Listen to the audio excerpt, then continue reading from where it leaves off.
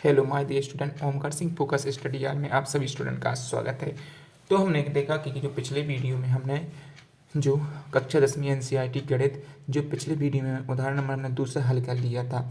अभी उदाहरण नंबर हमारा तीसरा है, तो आइए हम इसको भी हल कर सकते हैं। ठीक है,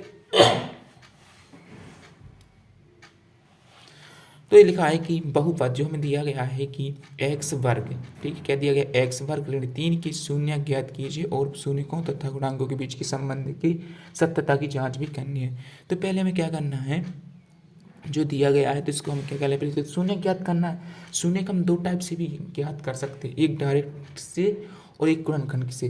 ठीक है, तो आइए हम इसको हल करते हैं। तो पहले ये हमें दिया है क्योंकि परीक्षा में पूछे जाते इसलिए हम आपको बता रहे हैं। ठीक है, क्योंकि वो ज़्यादा कठिन नहीं है बहुपद, तो ये गुणनखंड से भी निकाल सकते हैं या हम किससे निकाल सकते हैं, शून्यकों को अल्फा प्लस बीटा से निकाल सकते हैं, अल्फा इंटू बीटा से निकाल सकते हैं, शून्यकों के फल से और शून्यकों के गुणनफल से भी निकाल सकते हैं। अब देखो इसमें लिखा है कि देखते हैं, पहले हम आपको रफ में बताते हैं ताकि आपको अच्छे तरीके से समझ में आ जाए। जैसा कि इस रफ में करते हैं, जैसे कि हमें देखो एक्स वर्ग ऋण 3 दिया है, इस प्रकार का बहुपद तो दिया है। ठीक है, क्या दिया गया है, हमें बहुपद तो दिया गया है। ठीक है, तो पहले तो हम जानते हैं कि बहुपद होता क्या है। बहुपद वो कहलाता है जिसमें क्या एक से ज़्यादा पद हो सकते हैं। ठीक है, ठीक है, ये इस प्रकार से। अब एक और होता है द्विघात, क्या कहलाता है, द्विघात बहुपद, द्विघात बहुपद। तो इस भी बात है द्विघात, द्विघात यानी जिस पे, जैसे कि हमने कोई भी बहुपद लिखा, ठीक है, जैसे हमने लिख लिया, जैसे कि 2x का वर्ग धन 3x धन 2, तो इस प्रकार से एक बहुपद लिखा है। ठीक है, तो बहुपद में देखो पद नहीं किया, पद इसमें एक पद है, दो पद है, ठीक है, और एक पद ए है, लेकिन ये अचर है। ठीक है, इसमें भी होती चर और अचर क्या होते हैं, चर, ये भी सवाल आता है, चर और अचर क्या होते हैं। चर वो कहलाते हैं जो अल्फ़ाबेट्स की में होती है, यानी कि ABCD की, या XYZ, या टी में UV के में भी लिखी हो सकती है। ठीक है, ये अल्फ़ाबेट्स कहलाते हैं ना, क्या कहलाते हैं, अचर, सॉरी चर, ये चर और एक होते हैं चर।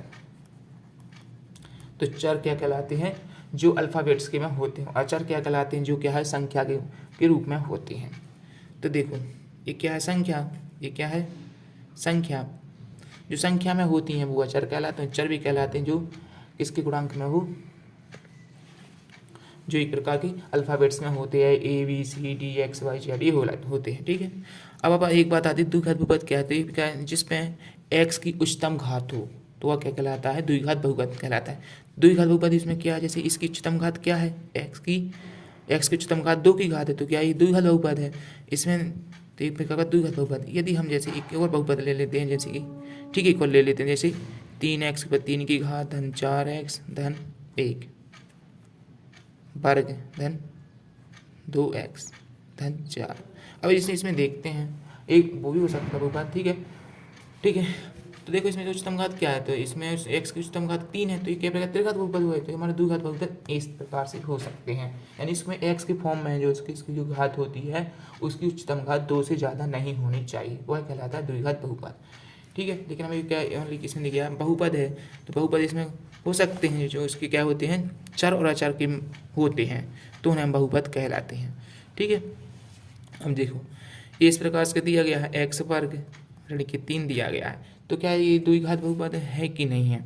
तो पहले हम पता है द्विघात बहुपद का सूत्र क्या होता है, AX का वर्ग धन BX धन C, लेकिन इसकी फॉर्म में ये नहीं है ना। देखो यहाँ पे एक्स वर्ग यानी इसके गुणांक में a क्या है, कुछ नहीं, तो मतलब 1 है, धन BX, यहाँ BX नहीं है।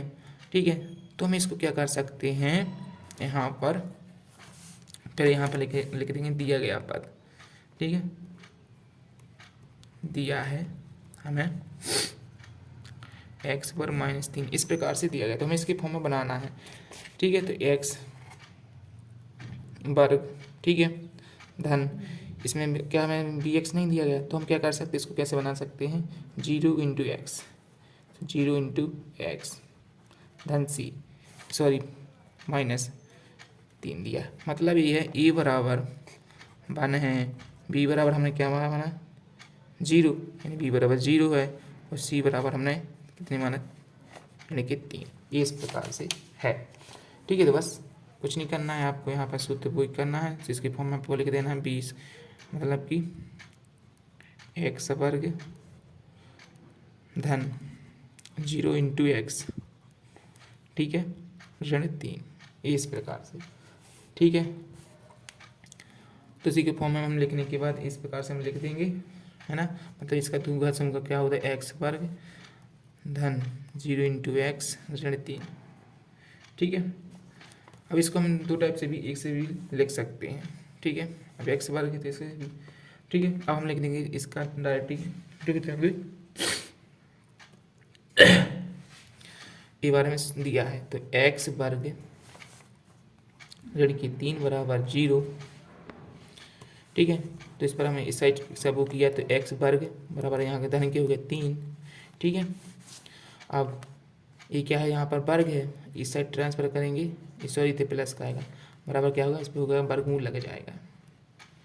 ठीक है, एक बार हम क्या ले लेंगे प्लस लेने पर, और एक बार माइनस लेने पर चिन्ह। ठीक है, तो यहाँ लिख देंगे समीक्षा से भी आप कर सकते हैं डायरेक्ट ही, और मैं से भी कर सकते हैं। यदि हम इसका एक सरल समीक्षा लगाएं, कौन सी, ए का वर्ग माइनस बी का वर्ग बराबर क्या होती है हमारी, पता है, एक प्लस में आएगी, एक बार माइनस में आएगी, प्लस में इंटू ए धन बी में, इस फॉर्म में भी आप लिख सकते हैं। ठीक है, तो आपको किस तरह इस तरीके से लिखना है, तो पहले हम सबसे इसको एक बार प्लस चिन्ह ले लेते हैं, तो प्लस माइनस में आएगा, तो हम एक बार इसमें ले लेंगे, इसमें प्लस में, तो एक्स बराबर धन चिन्ह लिया तो हमारी +3 में आ गई।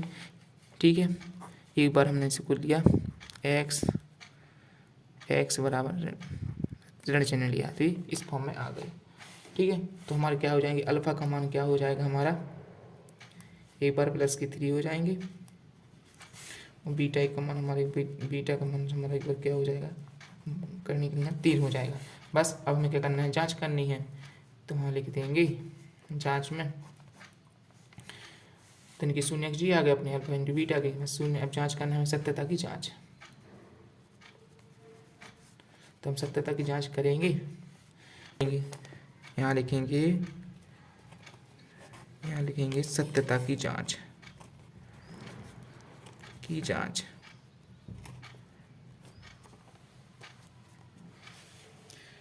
ठीक है,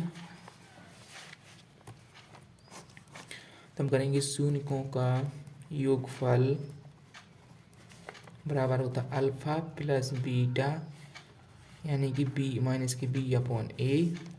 ठीक है, अल्फा का मान हमारे कितना आया था, अल्फा ए हमारा,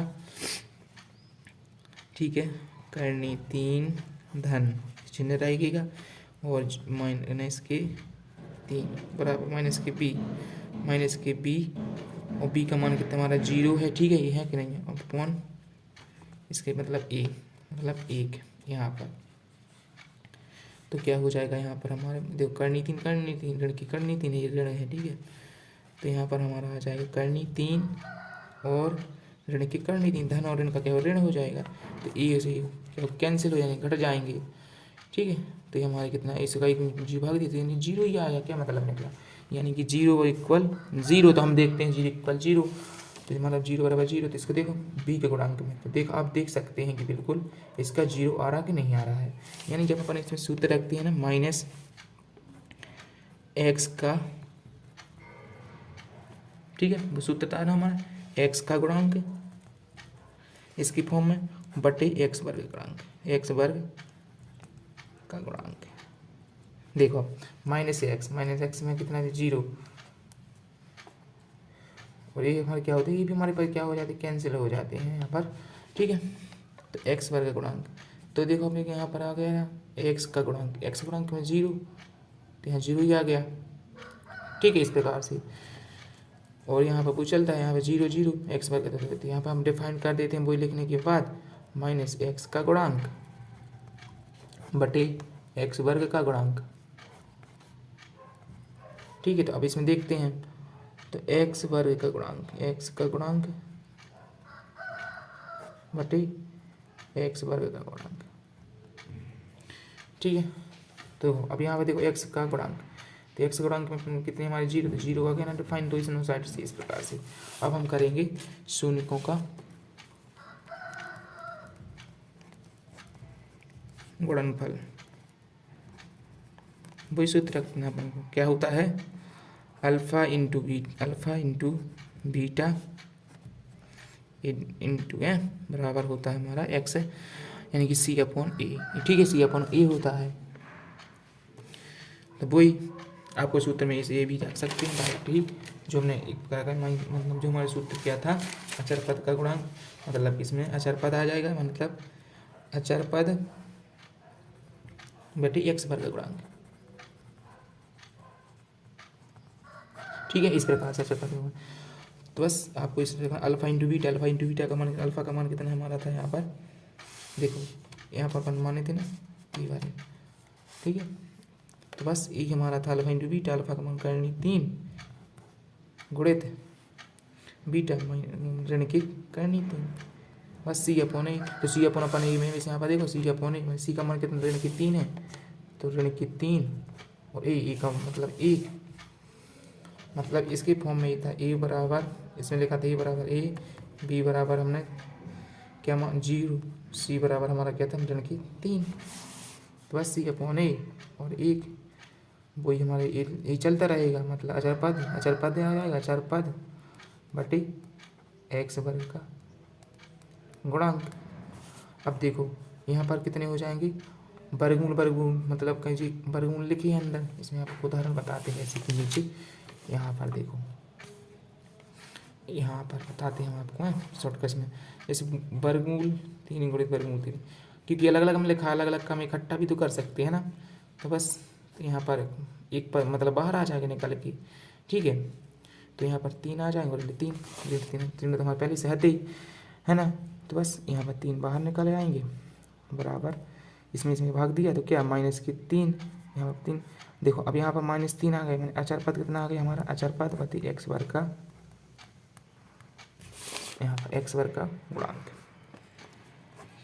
अचर पद ऋण की 3, देखो हमारे ऋण की 3 आ गए ना यहाँ पर, ये आ गए अचर पद। ठीक है, और एक्स वर्ग का गुणांक यहाँ पर कुछ नहीं, मतलब 1 है एक्स वर्ग का गुणांक, तो एक्स वर्ग का गुणांक हमारा 1 था, मतलब कुछ नहीं देखने, मतलब इसके गुणांक में 1 रहता है ना, यदि ना लिखा हो तो ठीक है, ये सही है, तो अपन लिख देंगे आता है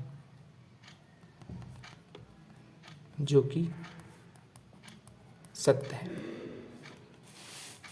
जो कि सत्य। बस आशा है कि आपको समझ में आ गया होगा। तो यहाँ पर आप यहाँ पे स्क्रीनशॉट ले लीजिए, पहले आप इतना ले लीजिए, आशा है कि आपने ले लिया होगा। अब इसके बाद आपको लेना है यहाँ से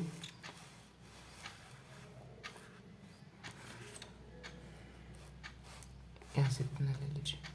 ठीक है, आशा है कि आपने ले लिया होगा स्क्रीनशॉट।